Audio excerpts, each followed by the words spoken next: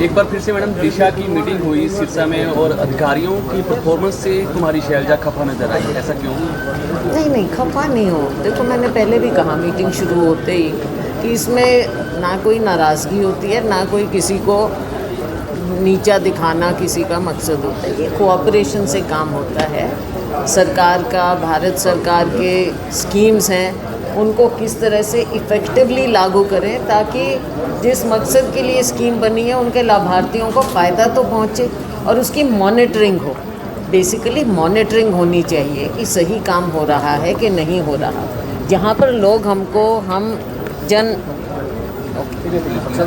चाहिए नहीं चाहिए, हम जनप्रतिनिधि हैं, हमारे एमएलए साहिबान हैं, मैं हूँ, हमारे दूसरे सिविल सोसाइटी के लोग आते हैं, कुछ मीडिया के लोग आते हैं, तो उनका फीडबैक सब मिलता है। और ये इसीलिए है ताकि प्रशासन को चौकन्ना किया जाए कि आप ये स्कीमों को सही ढंग से लागू करें और जो जनता का पैसा है वो जनता में सही ढंग से लगे और सही लोगों तक उसका लाभ पहुँचे। मकसद ये है जहाँ कहीं कोई कमी होती है उसको हम पॉइंट आउट करते हैं और ये हमें सही बताएं कि काम ज़मीन पर कैसे हो रहा है और कमियां हैं तो भाई उनको तो उजागर करना पड़ेगा, बिल्कुल करना पड़ेगा। कितनी संतुष्ट आज की मीटिंग से नज़र आया? देखो संतुष्टि लेवल तो अभी बढ़ना चाहिए। संतुष्ट तो हो जाएंगे तो उस दिन तो आप समझो कि सारा मामला ही ठीक है और जो कि ठीक नहीं है। कई चीज़ें, इतनी स्कीम हैं, कहीं पैसा नहीं आ रहा है, केंद्र सरकार से पैसा नहीं आया, कुछ काम जी स्टेट में गए हुए हैं वहाँ पे रुके हुए हैं, कई महीनों से पैसा नहीं आता, सैलरीज़ नहीं मिलती हैं, तो ये तो कमी तो है। अब स्कूल्स की भी बात है जहाँ पर सबसे बड़ा जो हेल्थ और शिक्षा पर ध्यान होना चाहिए, इतने पद रिक्त पड़े रहते हैं, तो ये सारी बातें बदहाली तो है कई जगह। मैडम एनएचआई का जिक्र हुआ, काफ़ी ऑफिसर्स को भी कहा गया, हालांकि कई करोड़ का बजट भी आया हुआ है, लेकिन जो ड्रेनेज सिस्टम है वो एनएचआई पे ठीक नहीं है। बहुत सारी ऐसी जगह हैं जो एनएचआई की है जहां पर दरारें आ चुकी हैं और कई लगभग हर रोज़ एक्सीडेंट्स हो रहे हैं और मानसून आ चुका है। हालांकि ऑफिसर्स कह रहे थे कि हम 1 महीने का समय चाहिए हमें, अभी तक ड्रेनेज सिस्टम। देखो हर साल मानसून आता है, उससे पहले काम होना चाहिए। ये कौन सा है कि आज एकदम मानसून आ गया? सबको पता है मानसून आना है और सबको पता है ये ड्रेन्स हैं, साइड में हैं, ये सारी चीज़ें कई बार जवाब ऐसे मिल जाते हैं कि भी जैसे तो कोई कागज़ से पढ़ रहे हो। कागज़ से नहीं, ज़मीन पे देखना चाहिए। यही हमने कहा है कि खुद मीडिया वाले भी, आप भी देखो, हमने भी दिखाए हैं, तस्वीरें दिखाई हैं खींच के। अब सब रास्ते में दिख रहा है, इसमें कौन सी वो इतनी बड़ी बात है? कुछ लोगों को दिखती नहीं है, आप और हम देख लेते हैं। मैडम प्रदेश भर में बीपीएल काफ़ी संख्या में काटे गए हैं। सिरसा की बात करें तो यहाँ भी गाड़ियाँ दिखाकर गाड़ियाँ चढ़ी हुई, जिनके पास साइकिल तक नहीं है उनके लग्जरी गाड़ी। ये बात आई है सामने, मीटिंग में भी आई थी, बिल्कुल सामने आई है। उनको चेक कराएंगे ताकि सही जो लोग हैं, बेनिफिशियरी हैं, उन तक फ़ायदा पहुँचे और जो गलत हैं उनके कटने चाहिए।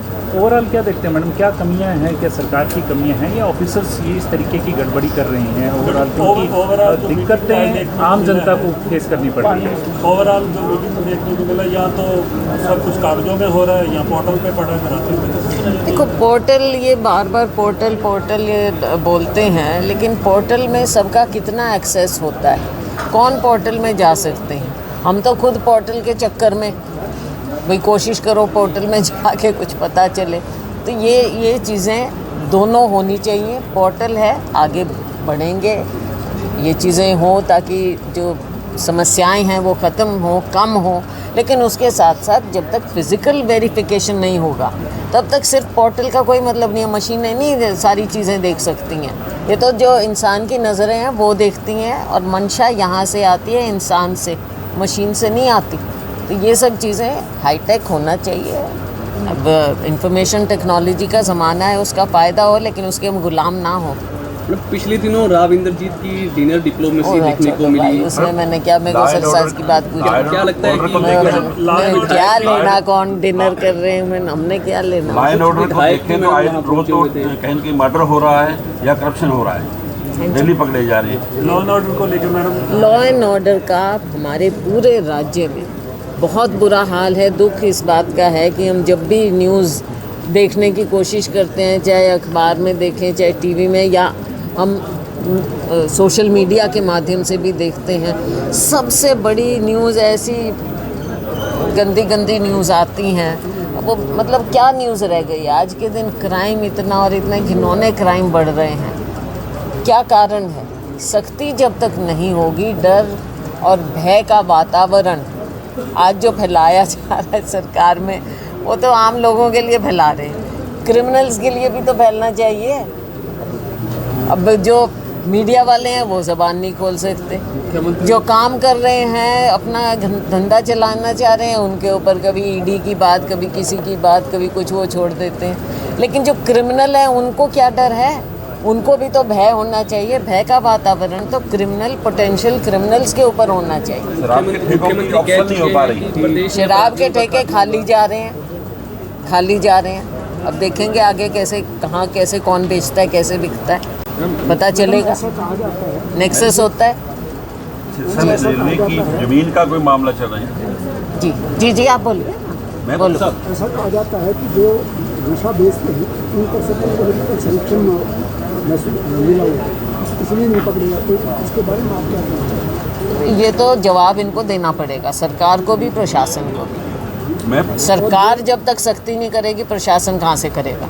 सरकार को जवाब लेना चाहिए इनसे। आप और हम इन बातों को उठा सकते हैं और उठाते हैं, सख्ती से उठाते हैं, लेकिन सरकार जब तक डंडा नहीं चलाएगी तब तक ये कैसे काबू पाए? मैम, सिरसा में रेलवे कनेक्टिविटी को लेके आप भी अन्य बात मुद्दे उठाए हैं, पूर्व सांसदों ने उठाए हैं। यहाँ पे वॉशिंग लाइन की बात चली है, वॉशिंग लाइन के लिए जगह नहीं थी, परंतु एक मॉल बनाने के लिए रेलवे ने जगह बेच दी यहाँ की। बिल्कुल, हमने पहले भी, आपको याद होगा, पिछली बार भी हमने यहाँ पे उठाया था, और मैंने तो बल्कि इस चीज़ को संसद में भी कहा। सरकारी ज़मीन अधिग्रहण करना आसान नहीं होता, और जो ज़मीन है उसको आप प्राइवेट में दे रहे हो। इससे अच्छा ऐसे काम करो जिससे लोगों को फ़ायदा हो। ओपीएस पर क्या आपका क्या कहना है? ओपीएस देखो, हमारी तो उसमें भी था, मैनिफेस्टो में भी था। हमने तो ओपीएस के लिए, हमारी कमिटमेंट है, हमारी पार्टी।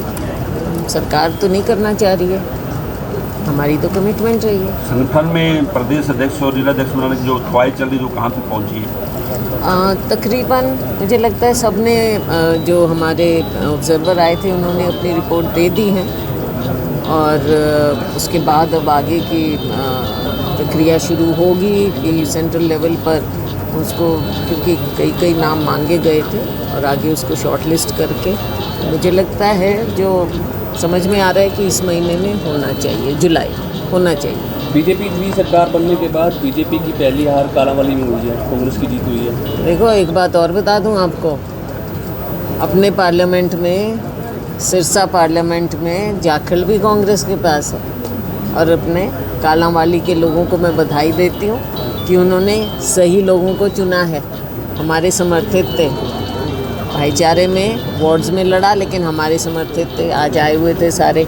और हमारे जो वहाँ के चेयरमैन चुने गए हैं, उनको हमने पूरी तरह से सबने जाके समर्थन दिया। बधाई है कालांवाली के लोगों को, बधाई है हमारे सभी कांग्रेस के साथियों को कि उन्होंने सही चुना। आगे हम मिलजुल कर काम करेंगे। कालांवाली की बदहाली को हमने दूर करना है, सबको ऑपरेट करके काम करेंगे। इस जीत के बाद कांग्रेस उत्साहित है, क्या आगे समीकरण मान सकते? बिल्कुल बिल्कुल, हमारे वर्कर काम करते हैं, करते रहे हैं और करते रहेंगे। आपने देखा कि कालांवाली में एक एग्जाम्पल सेट किया है, और बाकी हरियाणा में भी ये होना चाहिए। हम लोकसभा में जीते, विधानसभा में जीते, अब कालांवाली में हम इसमें पालिका में भी जीते हैं, तो आगे हम और मेहनत करेंगे, सब जगह मेहनत करेंगे।